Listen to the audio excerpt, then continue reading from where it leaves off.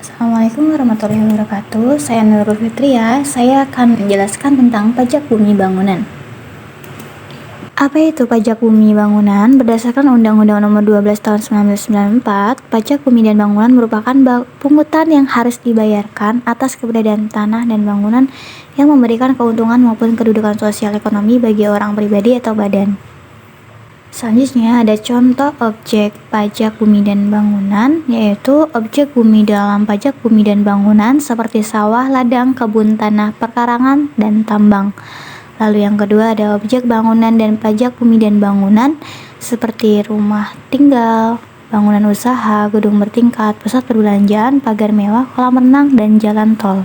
Namun, tidak semua tanah dan bangunan yang ada menjadi objek dalam pajak bumi bangunan, melainkan ada beberapa objek yang tidak menjadi objek pajak tersebut. Seperti yang pertama ada tanah dan bangunan yang digunakan untuk melayani kepentingan umum di bidang keagamaan, sosial, kesehatan, pendidikan, dan kebudayaan nasional yang tidak dimaksudkan untuk memperoleh keuntungan. Yang kedua ada tanah dan bangunan yang digunakan untuk kuburan, peninggalan purbakala, atau sejenisnya.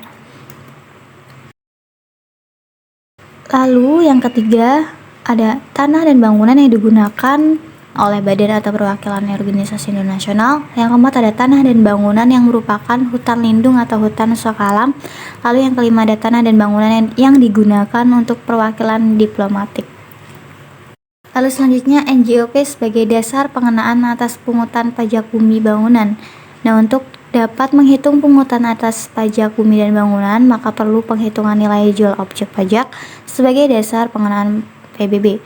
Nah, nilai jual objek pajak tersebut dihitung berdasarkan harga rata-rata atau harga pasar pada saat melakukan transaksi jual beli. Adanya perbedaan NJOP setiap daerah didasarkan karena pengaruh beberapa hal seperti letak lokasi, kondisi lingkungan, bahan yang digunakan dalam bangunan, rekayasa, dan peruntukan bangunan. Adapun cara hitung pajak bumi bangunan tersebut, yaitu untuk menghitung NJOP sendiri dapat dilakukan dengan cara mengalihkan luas tanah dan nilai tanah. Sedangkan untuk menghitungkan NJOP bangunan dilakukan dengan menghitung luas bangunan dikali nilai bangunan. Maka total NJOP sendiri NJOP bumi ditambah NJOP bangunan. Nah, penentuan besarnya NJOP dilakukan oleh pemerintah. Itu nilai jual objek pajak tidak kena pajak. Oke, selanjutnya setelah mengetahui NJOP bumi dan bangunan, maka menghitung NJOP PTKP yang telah ditetapkan pemerintah berdasarkan keputusan Kementerian Keuangan yang dimana tentang penyesuaian besarnya nilai jual objek pajak tidak kena pajak sebagai dasar pengenaan pajak bumi dan bangunan, yaitu ditetapkan setinggi-tingginya 12 juta untuk setiap wajib pajak.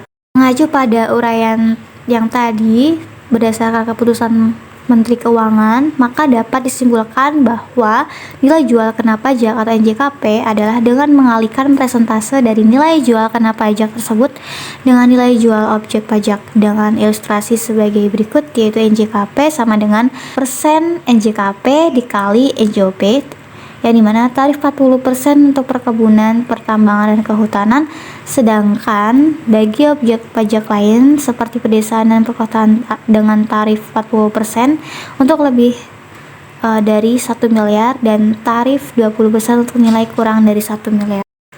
Lalu yang selanjutnya ada menghitung pajak bumi dan bangunan. Setelah mengetahui nilai jual kena pajak atau NJKP, maka dapat menghitung pajak bumi bangunan dengan rumus PBB sama dengan 0,5% dikali NJKP.